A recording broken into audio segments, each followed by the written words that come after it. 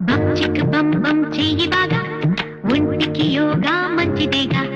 లేదీగా ఒళ్ళు పెంచుకోక నాజూగా ఉంచు తీగలాగా ఈజీగా రాజయోగా ఏజిని మరిపించేయగా ఈడు ముడతల ధూళి దులుపునుగా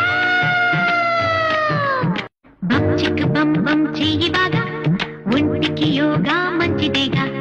లేదీగా ఒళ్ళు పెంచుకోక నాజూగా ఉంచు తీగలాగా ఈజీగా రాజయోగా ఏజిని మరిపించేయగా ఈడు ముడతల ధూళి దులుపునుగా